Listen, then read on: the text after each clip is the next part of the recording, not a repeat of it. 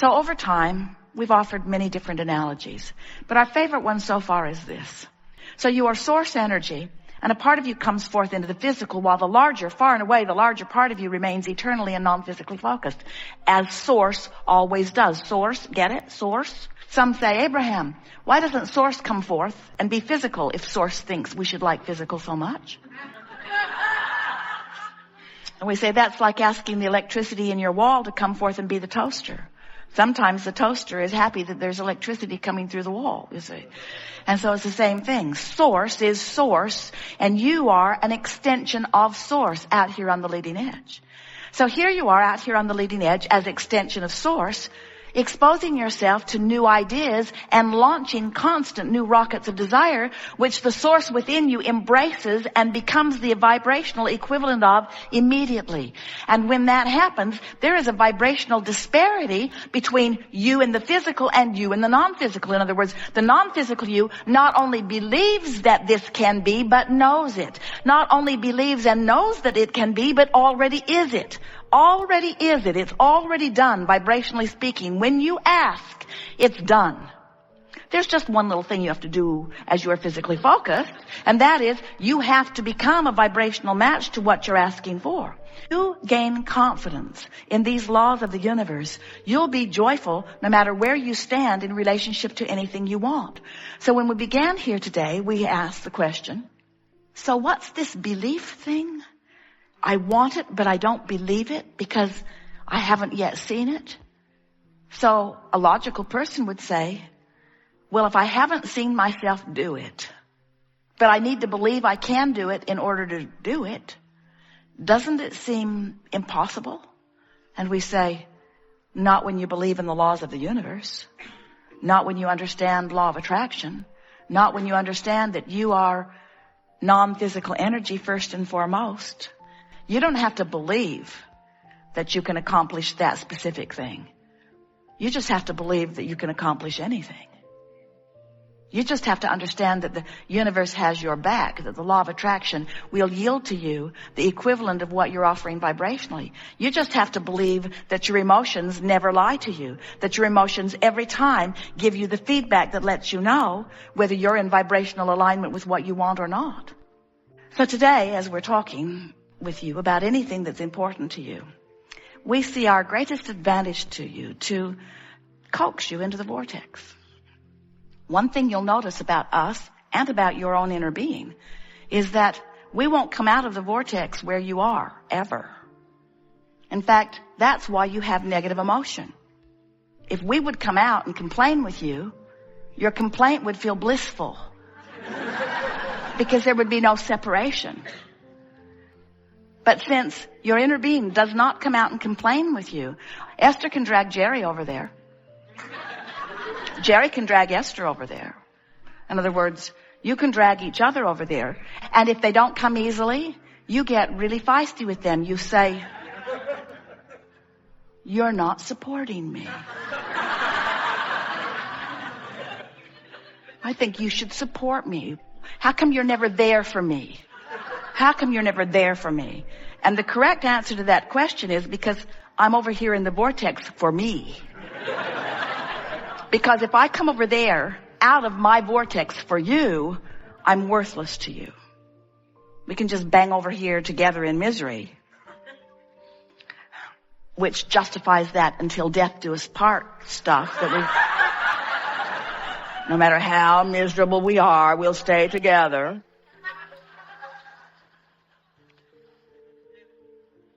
But the source within you will not come out of the vortex when you are focused upon something that activates within you something different than you are. You are a lover.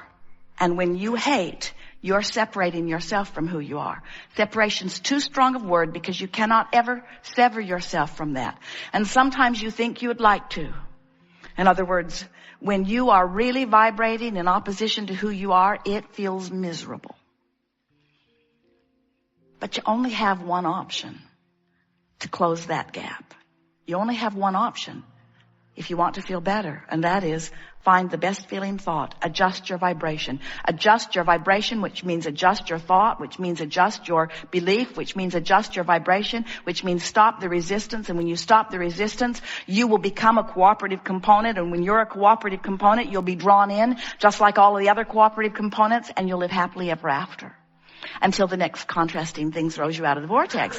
But no problem. Once you get out, it's no problem because you know how to get back in. And you know, also, we want you to remember that there are 3 steps to the creative process. Step 1 says, contrast will cause you to ask.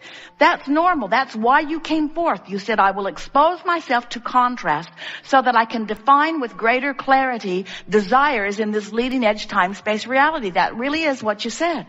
So step 1 is important to the creative process. Just don't make a career of being in step 1. Let the contrast help you take step 1, and source will take step 2. Your inner being, source, law of attraction will gather together all cooperative components. Step 2 is not your work. When you ask, it is answered, it is given, it is done. But step 3 is your work. And step 3 is you got to get in the vortex. You got to find some way of thinking thoughts that let you come into vibrational proximity of this vortex of creation. And when you do, when you get in that vortex, it will all have been worth it. And then when we say, are you enjoying the contrast of your time and place? You will say, yes. It's just like I knew it would be. It inspires me all day, every day to greater expansion. And now I know about my emotional guidance system, and now I've learned to focus my own mind. I don't stay focused long on things that bother me. But I'm not bothered by being bothered, because every time I feel negative emotion, I say to myself, oh, good, I'm having a step 1 moment.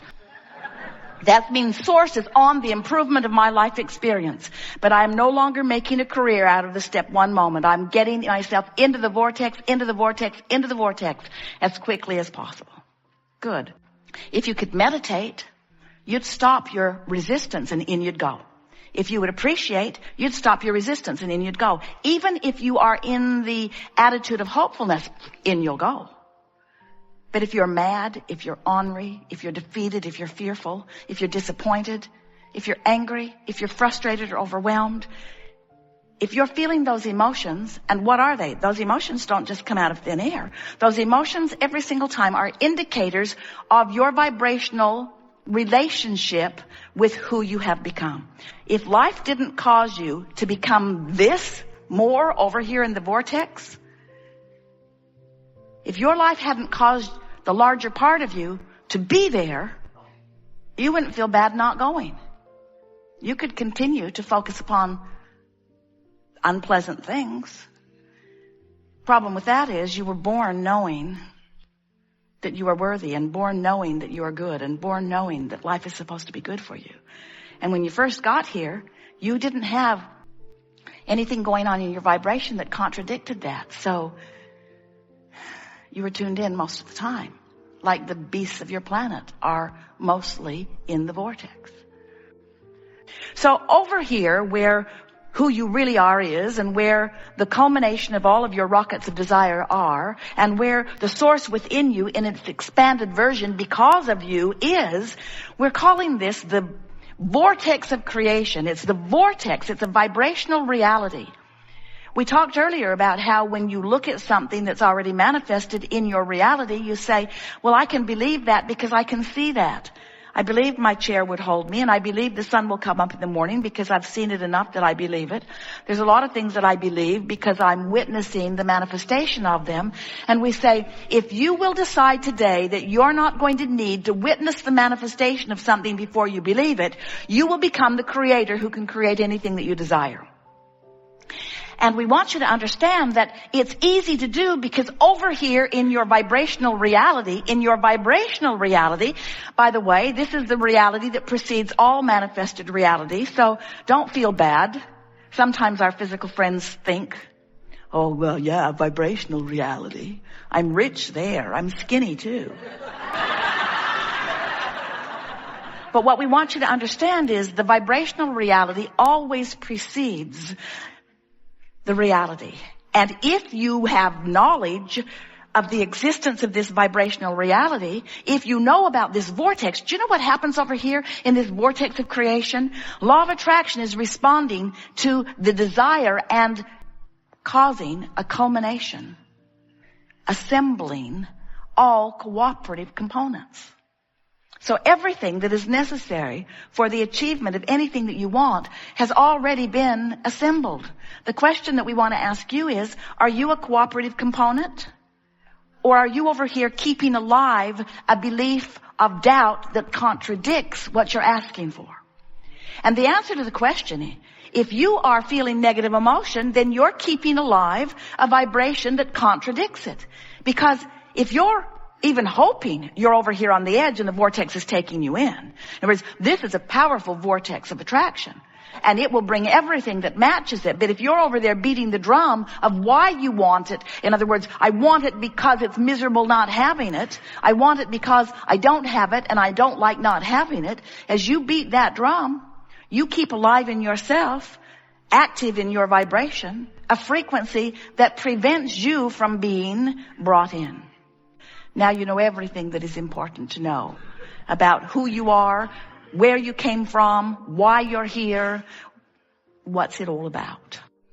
Get into the vortex and milk it for all it's worth and stay there and feel the resonance of it and know who you are. And the more you're in that vortex, the more you become unwilling to hang around outside of it. And the more you're in it, the more you feel the familiarity of it. The more you tune your awareness to what it feels like when you're in and out until you'll become, as Jerry is describing himself, you just barely brush across the surface of something that isn't up to speed with who you are, and it gives you prickles. Not because you've done something awful, but because it's not who you are. It doesn't resonate with who you are.